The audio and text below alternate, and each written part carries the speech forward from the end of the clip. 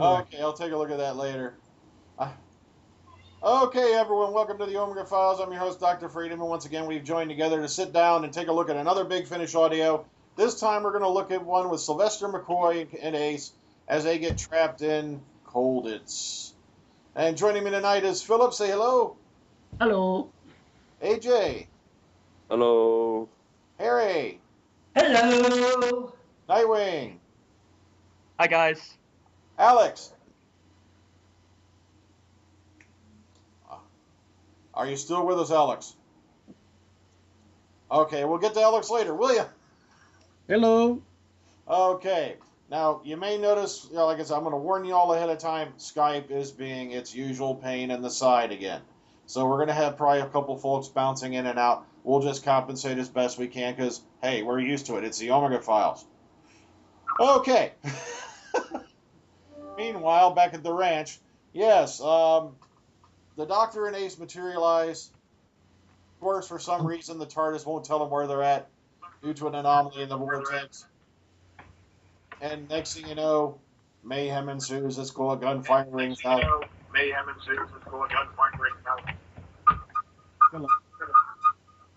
What the heck was that? That was Phillip. My audio gone. My audio funny. No worries about it. And next thing you know, we're in Colditz Castle. Okay, opening thoughts. Let's start with Phillip. Opening thoughts. It's a very good history place adventure.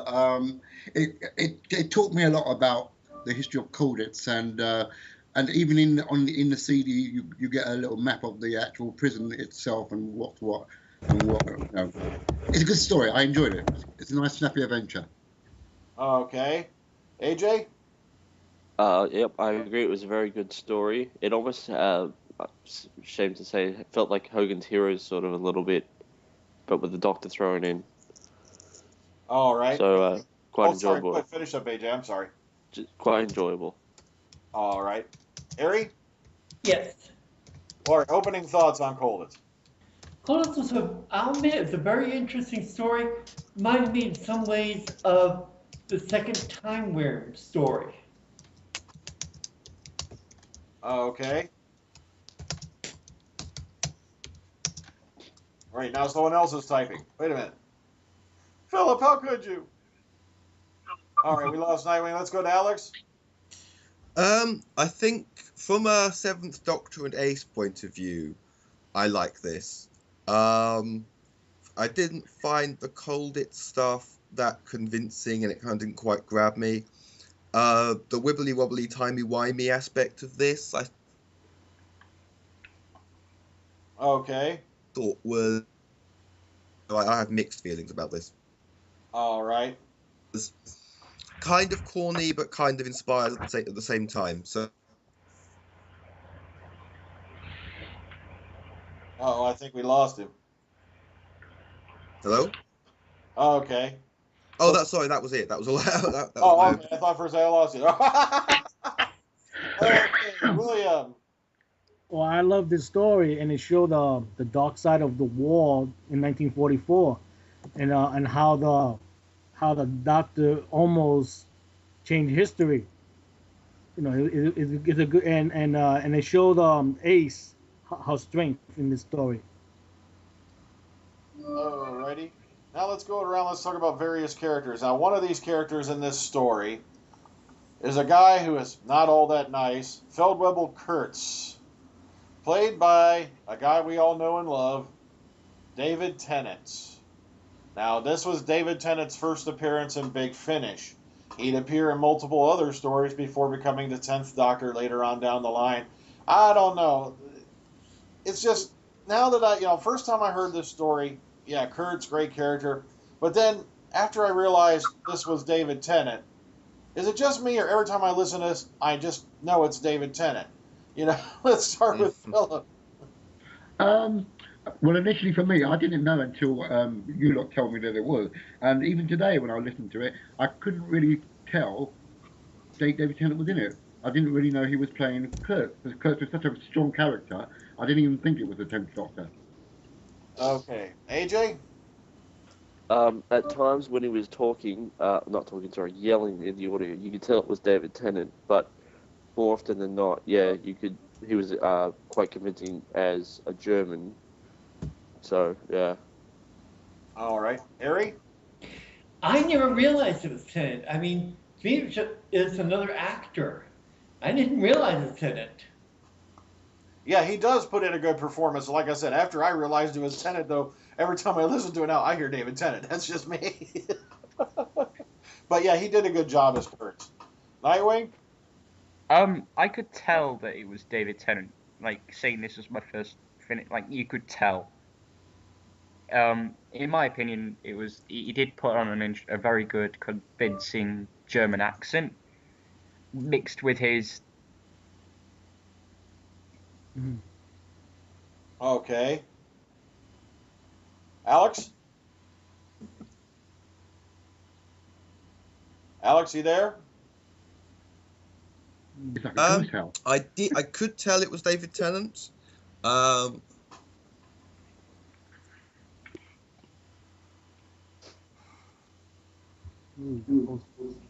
Hello? I think Skype went out on him. It went out on me as well for a couple Okay. of seconds. Tell you what, Nightwing, go ahead and finish your thought. We'll go back to Alex at a later time here. All I was about to say is that he played a very good, convincing villain, and the German/English/Scottish accent that he had going was very topical at times. I was about to say that before I got cut off, that I thought the German accents were generally corny. I can agree. They did get a bit corny here and there. They did overdo it a wee bit. But, for the context of the story, for me, the first time I listened to it, hey, it worked. It's a good story. All right. William? I think David Tennant played the role real well, but knowing that it was David Tennant, I could tell how weird his accent sounded. So, it got to me a little bit because I knew that he was the doctor, but he played the role very well, even though his accent was a little funny. Yeah, we were listening to this one on the way down, to look for the new place, Lady Gallifrey and I. And the one thing that she brought up, though, in her opinion, was you have David Tennant, who's a Scottish actor, trying to sound German, but in her mind, he sounded more English. There you go. That's her opinion of it, But like I said, I thought he did a pretty good job as Kurtz and all that. But, all right, one of the stranger things that happened in this particular episode was the fact you had Kurtz obviously showing a certain interest in a very young Ace. Now, I don't know. You think they'd be able to pull that off if they did this as a television episode? Let's start with William. I don't know if they would have got away with it, but that was something to be expected during the war, how the Nazis treated people. It didn't make a difference what nationality they were. So the Kurtz character seeing Ace as a sex object, I think they might have put it in, but they would have trimmed it a little bit. All right. Alex? Alex, you still with us? All right, skip over to Nightwing. Yeah, I think I've said this in the past. Like, when I was I mentioned this on one of Alex's podcasts, about when we did the Romans. I said that, with, I don't think they'd be able to do it in the, in newer Doctor Who, because of all the scandals that we're having now with all with childhood showmen, like childhood people from back when we were younger. I don't think they'd be able to do that now. Even if it was out of in context of, the Germans not being able to go home and, the Nazis not being able to go home and see their families. All right. So yeah, technically it was okay to do it because it was a bit because you could see guards getting frisky with the prisoners. All right. Harry. Mixed feelings. I mean, I don't think the reason I say that is because while TV has a hard time with guys coming on to younger girls, if you remember Curse of Fenric, Ace I was was going to say very that. much trying to play as a doctoress in that story at one point. All right, Yeah. Philip, you wanted to add in on that? I was just going to say what Howard just mentioned there about Ace in Professor Fenric. She adulted herself to get herself out of a situation. So I can't see why they couldn't do what is displayed in Colditz. Had Colditz been made after Survival, then yeah, I think they would have done it. Okay. Alex, what do you think about Kurtz coming on to Ace and all that? Do you think they'd be able to do that in today's television? What, as a character? Yeah. I don't have much to say really. I mean, to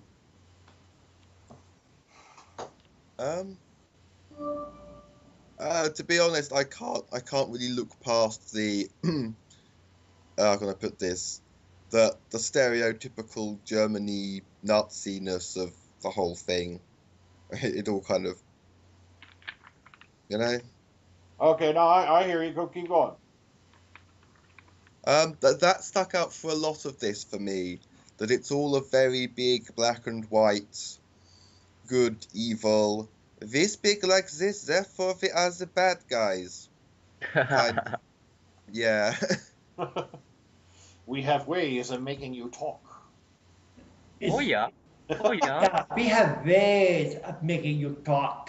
Oh yeah.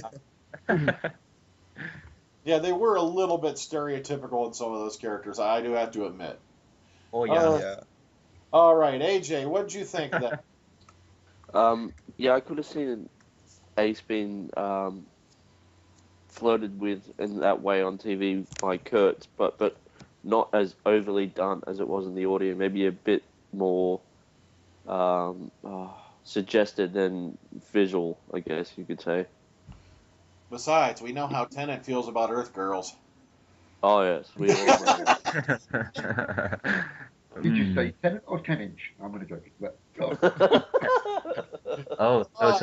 Let's, come on, the guy's obviously a little bit, into it. Come on, he's married to Georgia Moffat, who's the daughter of Peter Davison. He's one lucky man. Yeah, that he is. Very talented gal, Georgia Moffat.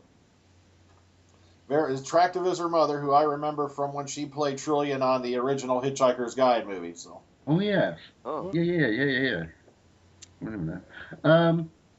It's another fact of interest is that the character of Gower is played by none other than you Americans would know him for real, but the British people, for us British, you would know Nicholas Young from the original 1970s Tomorrow People. So he played. Yeah, Nicholas Young. I had no idea on that one. The one I did know about, though, of course, was a character we get introduced to in this particular audio, and this character does play a major factor later on down the line, if you keep listening to the Big Finish main range. And that is, of course, the character of Elizabeth Klein, who's played by Tracy Childs. Now, a lot of people may remember Tracy Childs because she also played in a recent episode of Doctor Who. Anyone want to name what it was? Fires of Pompeii. Yes, Fires of Pompeii. She played Caecilius' wife, Malata. Oh, is that her? I didn't know. Oh. Yes, that's cool. Why Tracy. does that goddamn episode have so many returning actors? Yeah. It's like, first we get Karen Gillan as Amy Pond, and now we get Peter Capaldi as the Doctor, who played, whatever his name is? Caecilius. Yeah. Okay, Liz. Now, guys, I'm But going he to played warn somebody you. Torchwood. Moffat's even hinted that he may have to touch on that, too, as to why Karen Gillan looks like the soothsayer later from Fires of Pompeii.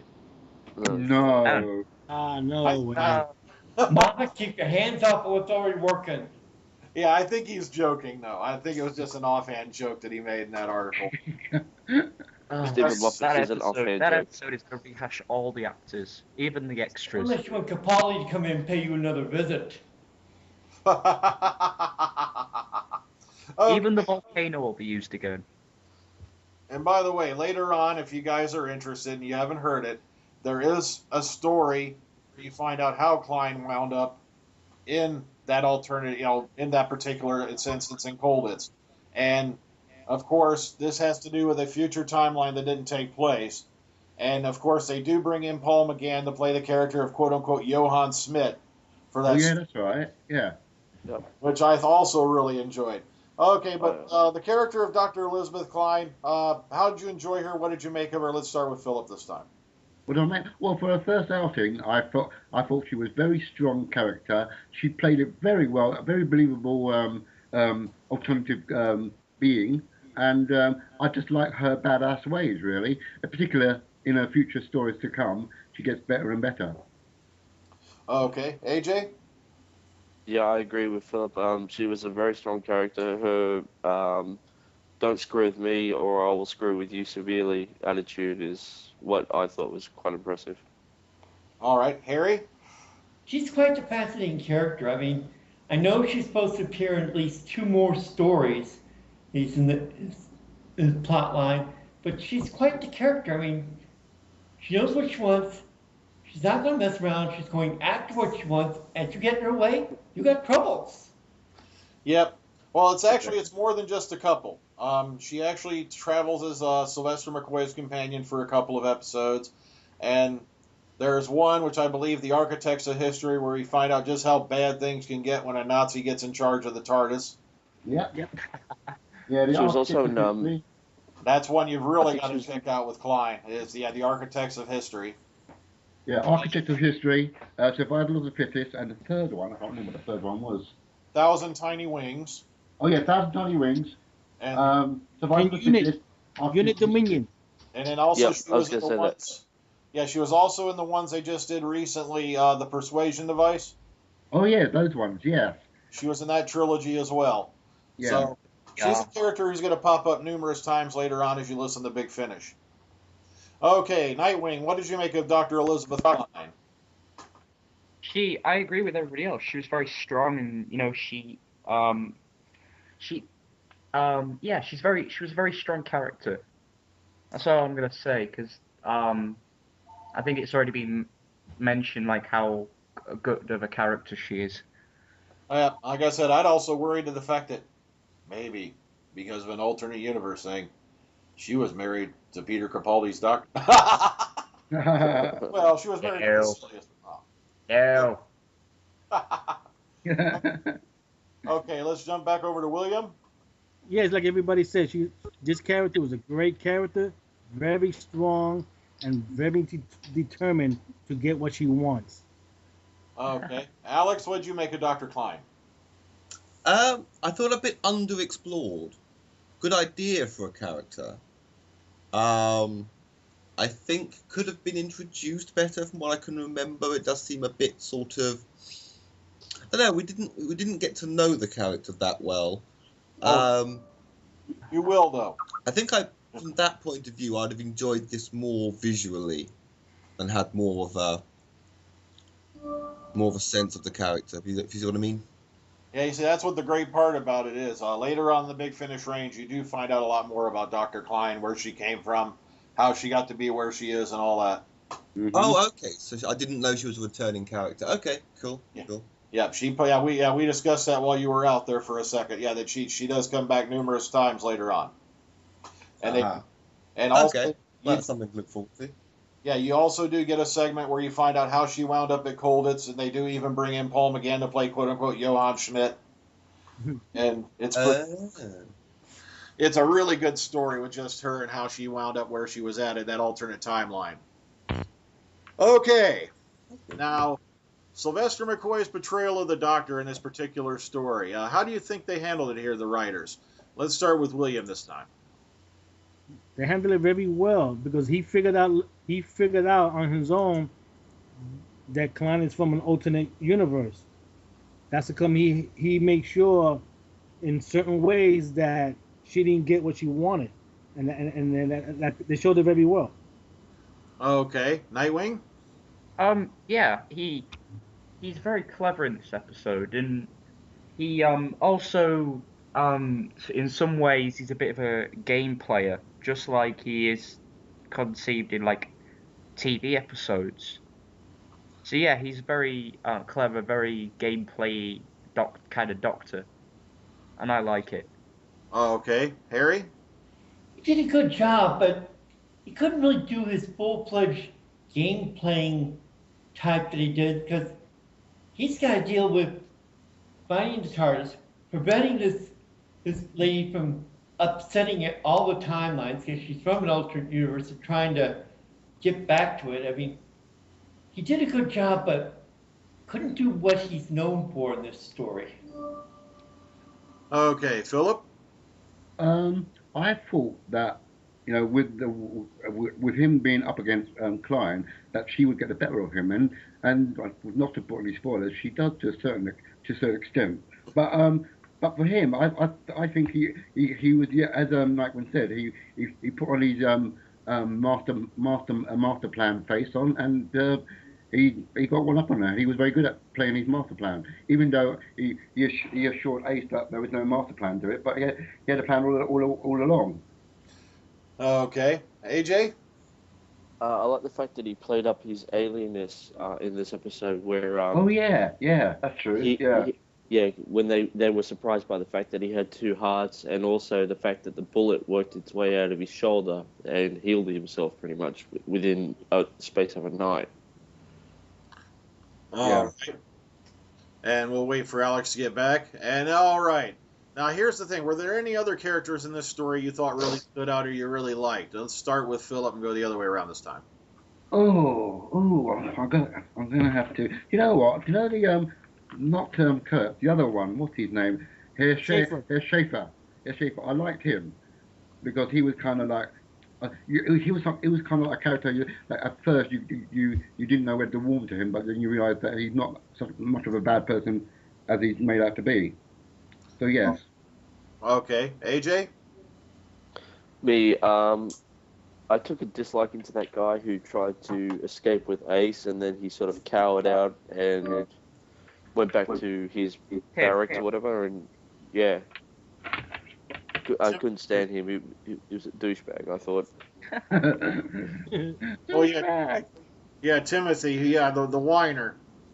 Yeah. I can't do it. I'm going to go tell the Germans, even though it was my escape plan. Yeah. I hope the prisoners kicked his ass. Yeah, he was trying to defend himself, wasn't he? And then we didn't really hear much from him after that, did we? No, he got beaten to a pulp. Nasty. Okay, Harry? I'd have to say that the guy who was in charge of the escape committee, he showed to me that he was very much a multifaceted character. Okay, I think that was Officer Gower, wasn't it? Yeah, that was Nicholas Young. Yeah, Gower. Yep. Okay, Nightwing?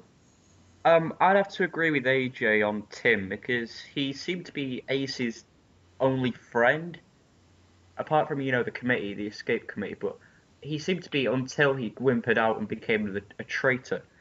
I think the character change was quite good, and apart from the other character I really like is Kurtz. I mean, we've already talked about him, but I like Kurtz. Okay, William? Well, it's almost like everybody said. I liked that Gower and Wilkins. They play their characters very well, and like the other guys say, they play their role well, and they made the story very, much better. All right. Don't worry, we'll get Alex back when we can. He's having some trouble with his Skype, folks, so please bear with us. All right. Let's see. Was there any real points of the story that you really, really liked? Let's start with William and let's go back the other way around. How the alternate Germans won the war by finding out that it was Ace's CD player. Yeah. Yeah. A CD player can change the course of history. Yeah, just imagine what would happen if she left, like, the Ramones in that sucker. Oh, God. Yeah, that it came from another Big Finish Audio, that CD player. That's right, yeah. We've had problems with boom boxes before. Remember they had to make sure that one got destroyed because it was too early for the microchip revolution. Yep, Remembrance of the Daleks. Yep, very astute. Yeah. Yeah, but the CD player came from the filmmonger Big Finish Audio. Yep, she got it from the one character in the Fearmonger she mentions. All right, Nightwing? Yeah, I'd agree with William on that. I like that moment that a simple piece of technology which seems so far away from, like, seems so distant to us now, back then was completely mind-boggling. And that piece of technology in the alternate universe had changed the war, and the Nazis had won. So it was really interesting, but it has been picked up on a couple of times, I'm pretty sure. And again, with Remembrance of the Daleks with the boombox. Yeah. The go ahead, please. No. Don't matter. I was just going to mention, I remember there was a movie that was out quite a few years ago where they dealt with the fact that what would happen if the Germans had somehow managed to hold their own in the war. It was a movie called, it had Rutger Hauer. Ooh. And it was a really good, Fatherland. The name of the movie was Fatherland. It starred Rutger Hauer, and it took place in quote-unquote Germania, where Germany had won the war, expanded across the Europe, but they did not take the UK or anything like that. There was a treaty resolved, and then it's later on in that story they began to find out what really happened during the Holocaust, and it was all being kept top secret by the German government of the time, as to what Hitler had been actually doing during the war, and it's a very, very good story if you get a chance to find it. Okay. Sorry, when you said what Hitler had actually been doing during the war, I could just imagine him doing a bunch of random stuff that's nothing to do with the actual war. No, what happened was the generation after in this movie had not been told about the concentration camps or any of that. It was highly classified, and they began to find, like evidence of the mass graves and all that, and that's when the questions started popping up about what just happened, to build this German government, and it's a pretty good story with Rutger Hauer. All right, Harry. Yes. So, any high points for you in the story? What was your favorite part? I'd say my favorite part would be where the doctor tries to explain to this professor that he can't take her back, that to do so would cause even more disruption to the timeline than she's already done. Okay. AJ?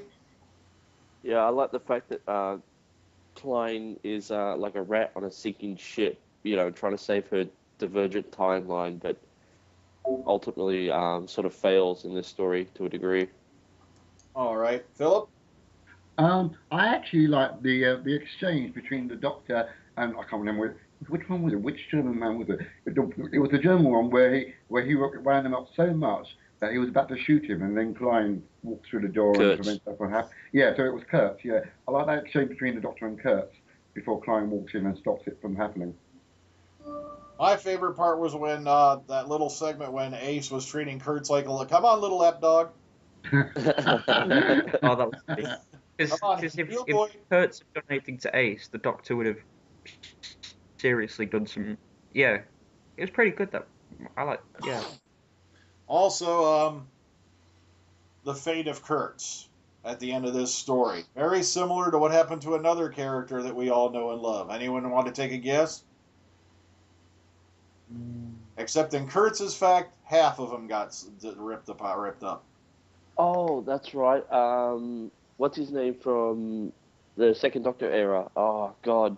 Yeah, it it kind of reminded me of what happened to Salamander in Enemy of the World, except he got. Oh yeah, that part. Yeah. That was a bit. So, what did you guys make of Kurtz's fate? Being torn in half, literally. During the dematerialization of the TARDIS. Do you think he deserved what he got, or you think that was just a little over the top? Let's start with Philip.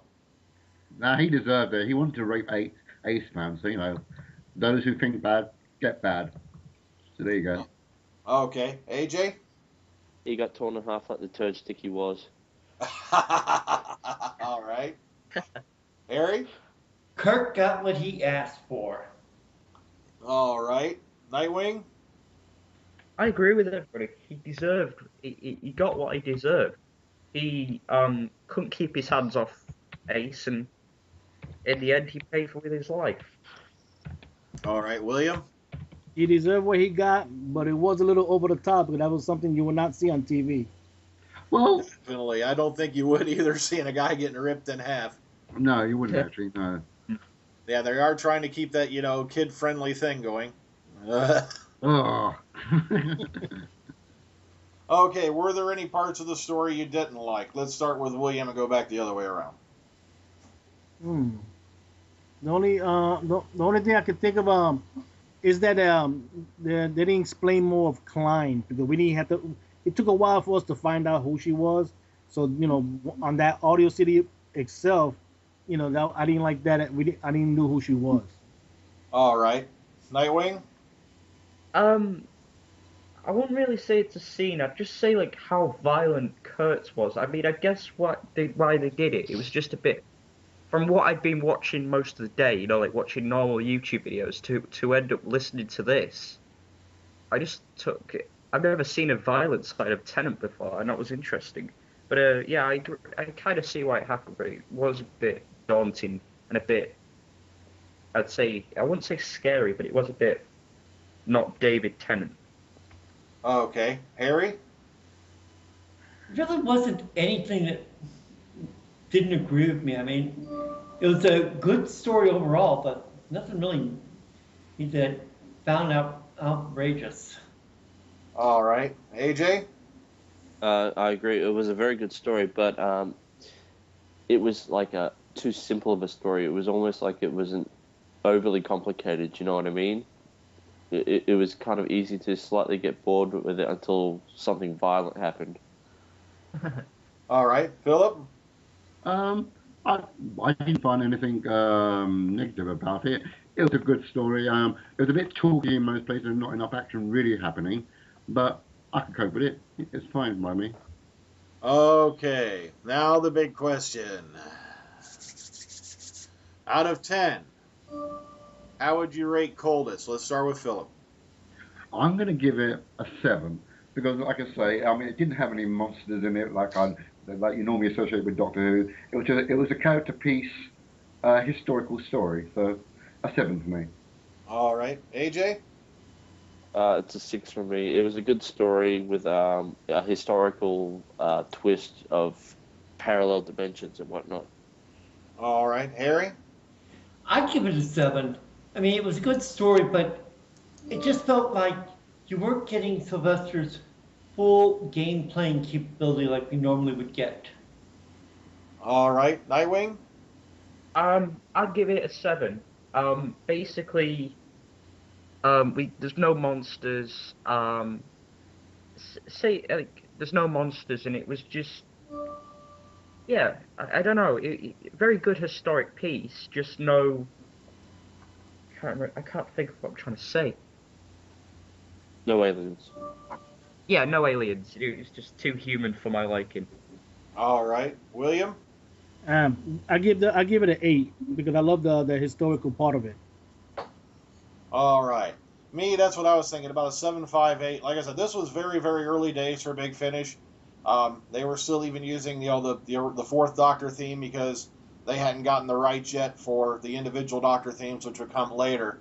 And like I said, it was an early story, so that's why I give it about a 7.75 myself. I like I said, I still enjoy listening to Colditz every now and then.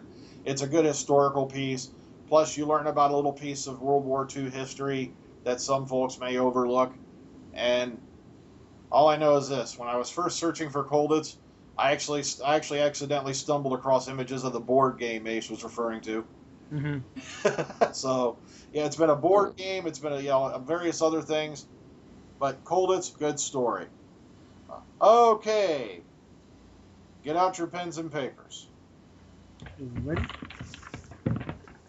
Because this will be our last Big Finish audio review for this particular season, because this will be on the 16th, and starting on the 23rd will, of course, be Deep Breath, our first look at Peter Capaldi as the Doctor. So we're going to be going back to our regular episode format, where we discuss each episode each week. Let the games begin, gentlemen. William, you put a good suggestion into my head that I just couldn't get out. Because we've done a lot of Sylvester McCoy, we've done a lot of Colin Baker. I don't think we've done much Peter Davison, really, if at all. One. We did do one Peter, that's right. Woo. Sword of Orion. Is that the next one? Yes. Yes, please. Sword of Orion. Yeah, I like that one. It's really cool. A good adventure with the 8th Doctor Paul McGann and Charlie Pollard as they stumble into, shall we say, a rather interesting story that will involve the Cybermen. It's a really good listen, and that's why I got to highly recommend it. And that's going to be our next story review. On the 16th will be Sword of Orion. Yay! Yes. But let's get into a little bit of stuff that's modern, that's going on right now. Okay. As far as Doctor Who goes, there's been some pretty interesting statements going on around, especially by Peter Capaldi. Matter of fact, let's bring this one up right here. This was on the Express. Now with Peter Capaldi being such a longtime fan of Doctor Who, I kind of figured this was going to happen, and I think this is one of Moffat's worst nightmares. Maybe second to a mob outside his house. Yep. But here is a matter of fact, this is the headline of this particular article, and I'd like to bounce it around, especially if you guys have seen this episode. If you haven't, let me know. We'll hop over you. He goes, "I'd love to see a modern version of the Axons." Yes. Let's start with Philip. Do you think they could bring back the Axons and make them interesting for the 21st century? Oh, do you know what? After the so-called failures of like the Silurians and the Teletub and the Daleks, the Zygons and the Daleks, I'm kind of weary about letting today's production team mess around with classic monsters. Okay, what I'm referring to are the Axons, who originally appeared in the John Pertwee episode, The Claws of Axos, which of course had Roger Delgado as the Master, also involved in that story. But also, if you listen to Big Finish later on, they did go back and explore what happened to the Axons in the Feast of Axos with Colin Baker. But just to give you guys a little reference out there who are listening. All right, AJ, do you think they could bring back the Axons and really do it well for the 21st century for Doctor Who? Yes, I think they could, because the special effects are a lot better now. That they could do the ship on set and make it look better and more realistic for whatever purposes. But yeah, I'd give them one shot with the Axons. Oh, okay, Harry? I think it'd be an interesting challenge. I'd love to see the Axons come back. I mean, it's one of the first times we actually saw the Doctor and the Master actually working together. And I mean, you never saw it with Anthony Ainley's Master. It was suggested, it was suggested Logopoulos, but you never saw it happen. But you did hear the Master and the Doctor actually working together in Axos. And I would love to see a return of the Axons. Maybe force the two of them to work together again. Okay, Nightwing, you being a younger fan, I have to ask the question. Do you know who the Axons are? I just looked up on Google Images who they were, and I have seen them before, but with returning monsters, the only one that has done well since they returned and has had a good fan reception would be the Ice Warriors. They were really good when they returned in Cold War, or well, just the one anyway. I wouldn't mind seeing them, and seeing them for the first time. Now that you've mentioned it, I'll have to go back and actually watch the episode. Yeah, Claws of Axos is definitely a good watch. Yeah, especially because it has Roger Delgado as the Master in it. I think AJ just got beamed out. Oh no! Oh, there he is. No, I'm here. No, you just made. But I will say is what I saw a picture a while ago of if Doctor Who had never changed the Silurians and the Sontarans, because the Pastanorica gang. Yeah. They if they'd never changed them, Jenny would be married to a fish, not a reptile. Yeah, the Silurians back then, were far different looking than the Silurians of today. But they did explain it as being a cousin race, that there were different races of Silurians. So I kind of like the way they did that, because also one of the big problems with the old Silurians was the fact that you couldn't really articulate well the actors who were portraying them, because you're trapped inside of a rubber mask. There's no way you can really emote. There's no way you can really show, facial expression. or anything along that line. Well, so while I do enjoy the old Silurians, I do enjoy the fact that the way they wrote them in as being the way they are now. I just love the fact that they're back. They become an incredible part of the new series. I love Madame Vastra, and I wouldn't have her any other way. I'm not kidding. Neve McIntosh is incredible as Madame Vastra, and like I said, I love the way they're doing it now. It's an interesting idea, though, to fit the 21st century, like bring back older monsters. Who knows? You could have an episode maybe where you have the old Silurians versus the new ones for some reason. When the new ones wake up in the 1,000 years from when we last saw them, and the old Silurians, the old guard, don't want to change, that would lead to an interesting plot arc right there. Yeah, they could have Vastra in that one, couldn't they? Without the other two, they could just basically bring Vastra along just to try and be the peace county. Try and calm them down. Yeah, because we have no idea what the life expectancy of a Silurian is, so... Yeah, because basically, normal human life for a woman is expected is it 60 if they live roughly 60, yeah.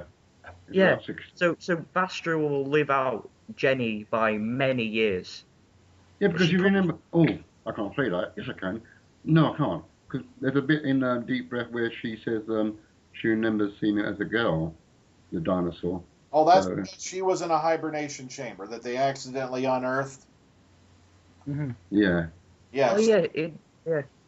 Yeah, they bring that up if I remember, I think it was in A Good Man Goes to War, where the doctor, she mentioned how the doctor had found her because they had been digging a new tunnel or something along that line in London, and they came across her hibernation chamber and it accidentally killed, or I don't know, maybe even intentionally it killed all the other sleepers that were in her particular cell. And that's how she came about. Yeah. Yeah. Well, we'll see. Maybe in the future, if Moffat actually listens to the fans. Moffat listens to the fans is the day London goes up in flames. No, I think the day Moffat listens to the fans, I'll be listening to the horse hooves of the 4 horsemen coming up the street. That's more likely. Hear that? Plop, plop, plop, plop, plop, plop, plop. Oh, Moffat must have listened to the fans. Matter of fact, Death just knocked on the door and said that the classic Doctor should have been the damn episode. Why do you think he left him alive so long? No. In regards to the... Go ahead, Philip. Yeah, I was going to say, in regards to the return of the Moffat one, the return of the Axons, what kind of storyline could they work with? Because they've already done twice now that the Axons are energy absorbing creatures. So the only thing that they're interested in is absorbing energy, the life force of planets and things. Could they do what different angle could they use for them? Okay, hang on. Let me ask William what he thinks of the idea first, and we're going to pop onto that. Okay? Yeah. Because he hasn't had a chance to chime in on that yet. What do you think, William? Do you think they could bring the Axons into the 21st century and make them interesting for younger viewers? I would love to see them return and have them, and it has to be at least a 2-parter where we could see the Master and unit show up. Oh, okay. Now, how we can bring them back? Philip brought up a good question. It could be that maybe there was more than one ship for the Axons. Mm-hmm. Hmm. And the Doctor has to deal with them on another planet in another type of situation where they've somehow, used their transformative abilities to hide into that society. Oh, yeah, that's true, actually. Yeah. And, then you discover, say, about halfway through, if you make it a 2-parter, like William said, he gets to the end of the first episode, and then suddenly one of them morphs in front of him, and boom, there's your cliffhanger. It's the Axons. Woo! That would be a good little cliffhanger, actually. A surprise appearance. Yeah. If they can keep it quiet, and then bam, in your face, that'd be cool. And any of you guys from the BBC are listening, please lean in really close. I want Gatiss to write it. Okay.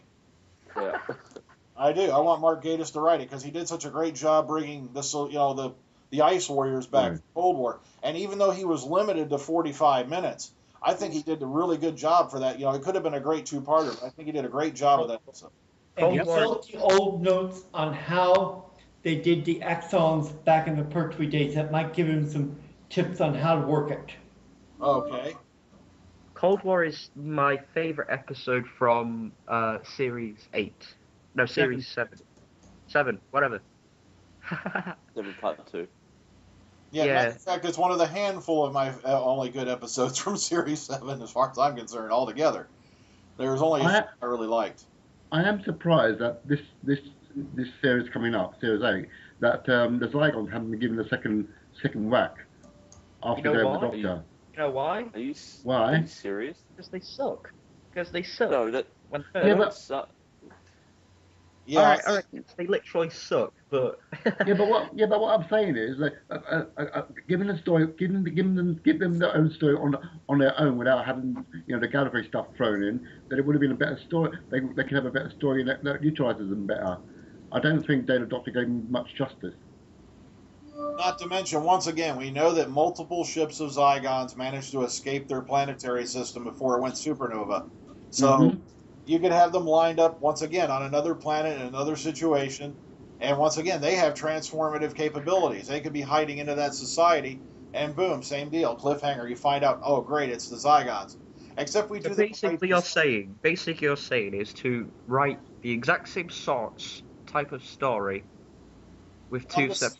I'm just saying as an example. It doesn't have to be that same thing every time. I was about to say, next week, the same episode with the Sun Tyrants. No, you can't do that because the Centaurans don't have transformative capabilities. Yeah, I know, but I was basically saying is do the same episode every week with different monsters is the villain. No, I'm just saying as an example, if you didn't do that with the Axons, you could do that with the Zygons. Yeah, okay. Say not the same. No. You can't do the same thing over and over again. That's one thing I love about Moffat. I do like about the guy is the fact that he has realized that the classic formula, well, not the classic formula, but I mean the formula they've been using since 2005 is starting to degrade a bit. And he's realized this, and that's why things are going to get shaken up quite a bit for this next series from what we've heard about it. So I'm glad that he's learned, because a lot of people don't realize it, but Series 7, the ratings were dropping slightly on each episode. It wasn't monumental, but they were dropping. And he's realized this, and he knows. Sadly, was one of those viewers. Yeah. So you gotta hand it to the guy. He knows that the old formula is not going to hold up forever. It's time to do a change up. Okay. Now here's the other big thing I love about Capaldi. All right, and I want to read you the following quote. Okay. Let's see. He'd also like to bring back the Mondasian Cybermen. Yes. Now, here's the problem. Let's start with William. Mm-hmm. Do you really think that they could use the original Cybermen again in the 21st century, really? Just don't have to be a full episode. You could see them transform from that first episode to the next stage of the Cybermen. Just to see them changing, upgrade would be a good idea. Okay, so maybe do a series of scenes where we see the actual evolution of them? Yes. Okay, I could see that. That would be a nice little short scene, where you could do a montage where you start with the originals and you wind up with the new ones that are now. I could see that as a short scene. Nightwing? Do you mean the ones with the balaclava masks? We're talking 10th planet here. We're talking spotlights on the head. If they made the costume look more updated, maybe. If they use the original costumes, then they've got. Well, they're not going to use the original costume. They're going to use the copies of the original costume. Yeah. Yeah, I know. Maybe they could upgrade make them look quite similar, but with the materials they use for the Cybermen now. I would like to see what William said. That would be interesting. Okay, Harry? No. Why not? Why not? Because Why? people today are so used to seeing the Cybermen that we have now. If you tried to bring back the Mondasian Cybermen, it would be like, what are you trying to do? Who are Well, no. so No. or bad? Well, no. There's a simple solution. Doctor Who is a time travel show. Yeah. All they've got to do is make it that the Doctor travels back in time to a time when the Cybermen were Mondasian Cybermen and have an adventure wrapped around that. They did a version of Invasion again We got one coming up at the end of the season. We had Attack of the Cybermen, which had a lot of elements of invasion in it. I'm sorry, I just cannot see them trying to go back and bringing back the Mondasian Cybermen. They can do it. Like I said, it's all a matter of time travel. That's all that's needed to make that happen. Now, I will mention, yes, they have brought back the Mondasian Cybermen numerous times in Big Finish audio, but I can see where Harry's going. I'm not sure the 21st century audience is ready for the guys with the spotlights on their head. Why not? I'd like to see it. Well, look at it this way. Look at it this way. Today's people, I'll be minding the fact that today's Cybermen are more like Iron Man, and they're not very scary, and they're a bit ridiculous at the moment. So if we pull back to the original Cybermen per se of the classic era, then we can get something back from that. We can reclaim the Cybermen as being scary monsters again. Okay. All right, let's ask AJ here real quick, then we'll go on. All right, AJ, do you think they could bring back the Mondasian Cybermen? Hell yeah. I could see them going up against the parallel universe Cybermen in a war. You know, one says they're from Mondas, the other one says they're from Earth, and they have a massive battle on the Doctor in the middle of it. But, yeah. I could see that. 2 races of Cybermen. Lovely. Oh god, that'd be like Remembrance of the Daleks all over again. Oh no, yeah, because we have seen numerous times where we've seen different races of the Daleks at war with each other. Remembrance of the Daleks being one of them, and if I remember right, as far back as Troutnear is. All right, Philip, you remember which episode that was, right? With the 2 different classes of Dalek. Oh, that was Evil of the Daleks, wasn't it? Yeah, I think it was Evil. I always get my power and evil mixed up. That's why I had to ask. Oh yeah, I think it was Evil of the Daleks, where we had the 2 races of Daleks. One had the emotions, the other ones, were the classic Dalek. And then, of course, later on, Remembrance of the Daleks, where you had Davros's, new race of Daleks versus the classics. The Blobbies. But one thing I do have to mention here, since we're talking about it, one thing I do love about the Cybermen is the fact that they have evolved and changed so much, whereas the Daleks have retained that same basic form. Mm-hmm. That's true. Yeah. Except for the Teletubbies. But I think they've evolved a bit too much now. A bit too much now. They become more robotic than humanized. Okay, just to give you an idea of the clash of cultures we're going to have here going on. This is Capaldi, quote, "I'd also like to see this is really one for the geeks, the return of the Mondasian Cybermen. They came from the planet Mondas and first appeared in 1966 as the 10th planet. They were absolutely terrifying with cloth faces. That was really creepy." Now, Moffat, though, said, and this is including the Axons, by the way, quote, "I always thought the Axons had a natural resemblance to a BAFTA. And we're not... Okay, the BAFTAs are attacking, yay. And continuing on, we're not bringing those back because they look like boys with sweaters pulled over their heads." He is such a killjoy, that man, honestly. I've said it 100 times. Moffat is an idiot. Let's be polite. Be deleted. I see Peter Capaldi being the next showrunner. Philip here had a thought. We cut him off. Go ahead. Yeah, I was going to say, I think sometimes it's not a bad idea to have a man in a costume dressed up as a monster to work in Doctor Who these days. As long as the actor is very good at convincing. Look, they got Madame Vestra as being humanoid looking. Why can't they do that with the Axons and stuff like that? True. The Mondasian Cybermen will delete Stephen Moffat. Yeah, and get rid of all these catchphrases, man. It doesn't work with Cybermen, honestly. Delete, eradicate. Well, come on, man. Eradicate. Yeah, one of the things I do miss, though, about Cybermen episodes, especially back from the classic era, was when the Doctor had such a great, verbal wordplay or great arguments and debates against, like, the Cyber leader.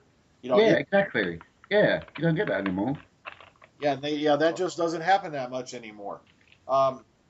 Anyone else want to see something like that happen? Let's go. Let's start with William. Which one? Other characters?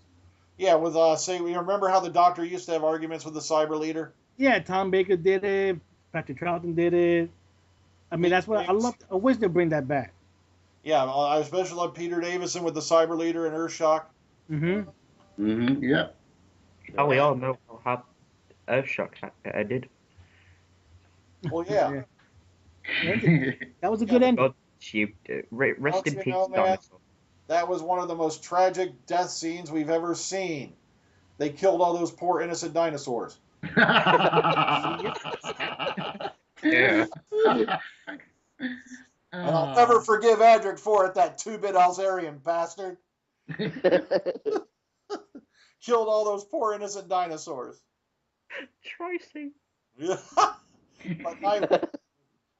having seen what you've seen of the Cybermen, would you like to see, a more intelligent cyber leader like we used to have? Yes.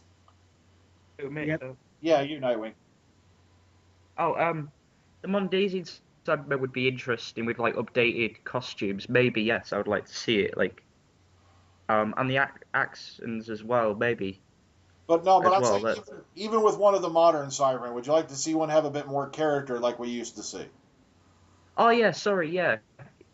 What we get now is more robotic, like from the Nightmare and Silver Cybermen. They were just unneat. I don't think they should have upgraded the older Cybermen. I think they should have just kept them for a bit longer. Okay. Harry? I'm like an intelligent cyber leader. I'd love to see arguments going back and forth between the Doctor and him. I mean, last time we even had anything close to it was Attack of the Cybermen, and that wasn't even much of an argument. Okay. AJ? Yeah, I'd like to see that too. But didn't we see that in Nightmare of Silver with Matt Smith talking to the Cyber Planet? The Cyber Planet, the nearest we got to that.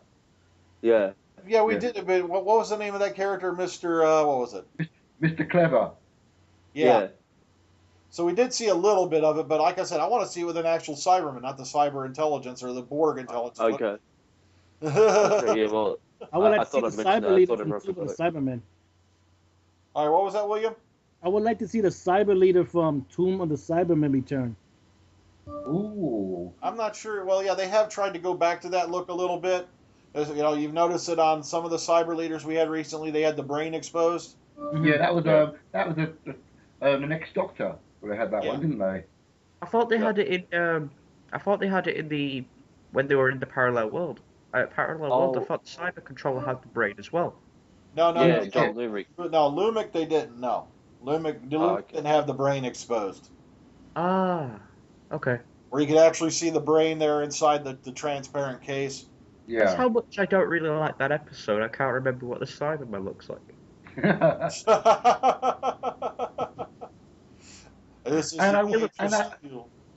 I want to see a proper Sontaran story as well. Without yes, that's another one to bring up. Without the idiot one sort of like, because look, when they brought the Sontarans in the time of the Doctor, it was just two Dan Starkleys, both idiotic ones in the invisible thing that they were in, and they were just the same character twice over. Ridiculous. I like Sontaran Stratman and the Poison Sky. They were good episodes. Oh yeah. Yeah, that was good. Yes, that's another thing. I'd like to see more of her turn. Matter of fact, here's one we haven't seen that I'd love to see modernized: the Rutans.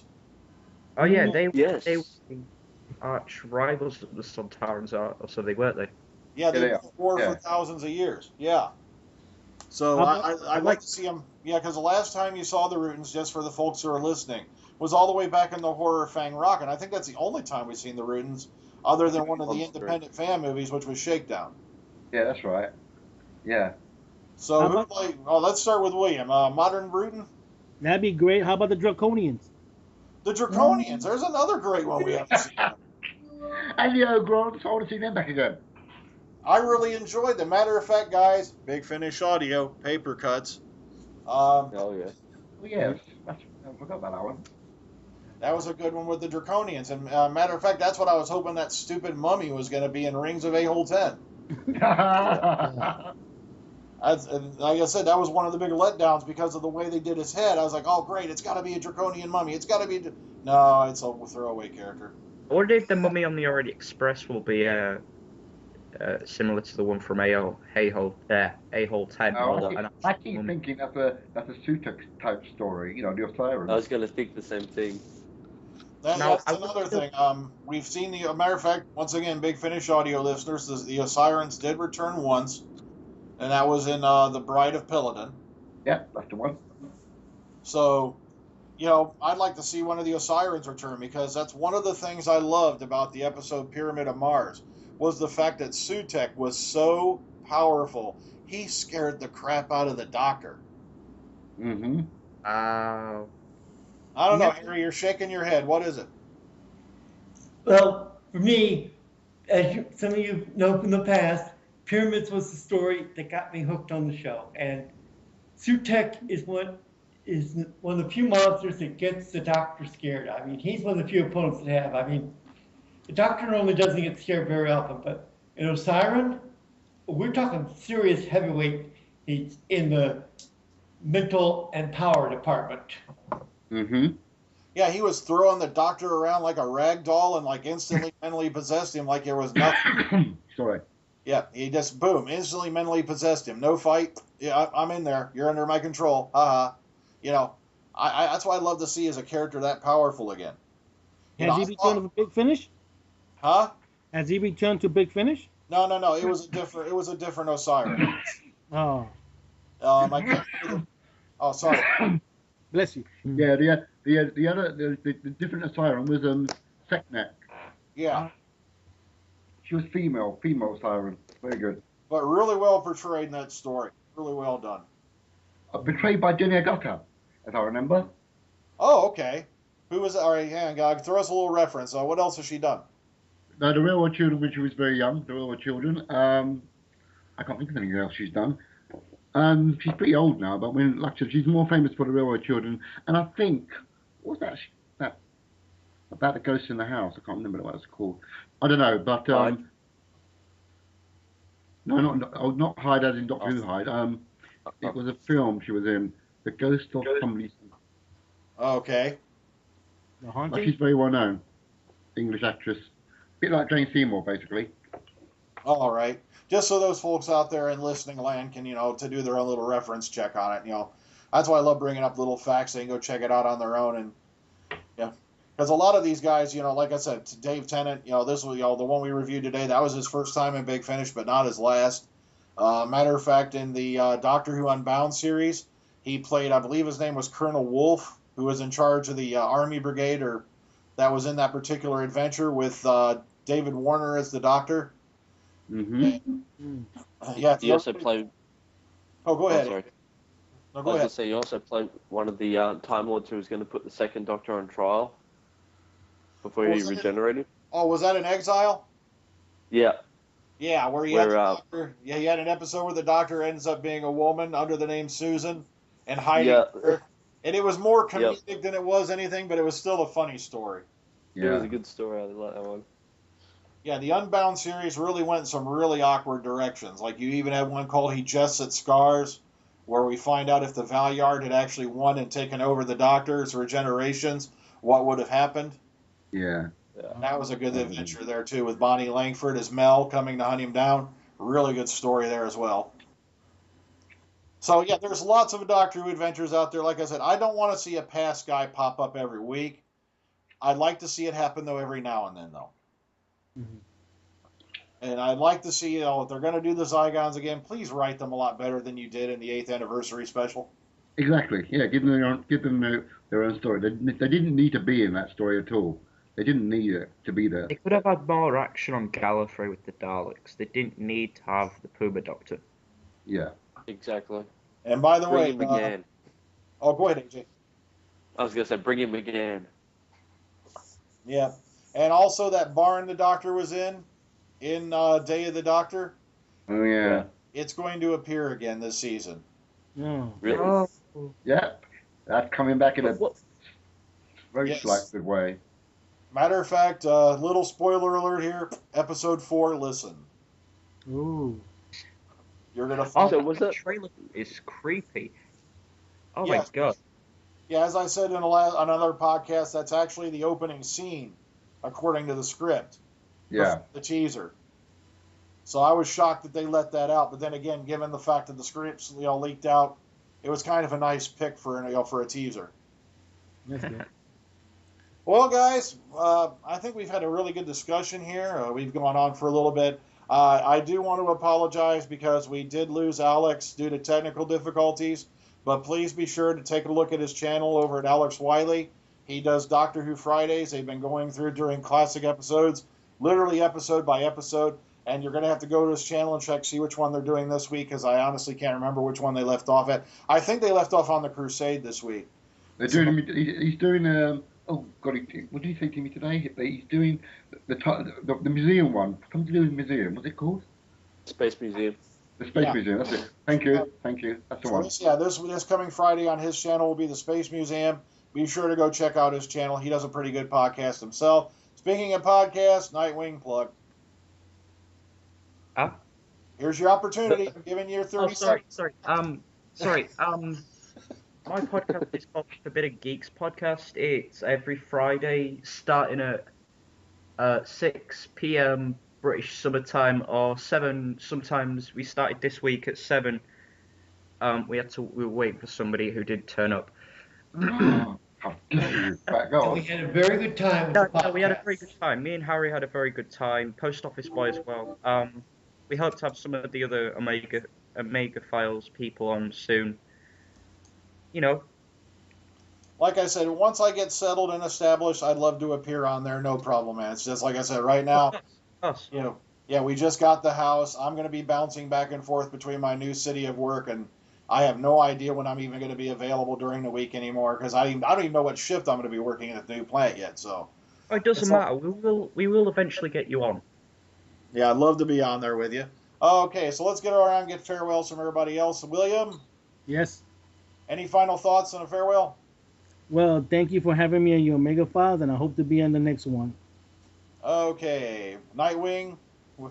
Thank you for letting me on the Omega Files again, and David Tennant plays a very mean Nazi. Okay, Harry? As always, a pleasure being here on Omega, and I'm always catch Nightwing's podcast. You never know when you might hear me on there as well.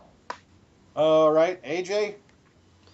It's always been great talking to you guys about the favourite subjects of Doctor Who, and I'll catch you soon. All right, and of course, Phillip. Yet again, an interesting podcast about interesting audio, and look forward to more talk with you people. Thank you. Okay, on behalf of myself and the panel, please enjoy the rest of your weekend, and please join us next weekend where we review the movie Congo, a nice Michael Crichton classic that didn't do too well at the box office, but I think it's a bit underrated, so we're going to give it a little once-over. So if I'll have myself and the panel, take care, ta-ta, enjoy the rest of your weekend, folks.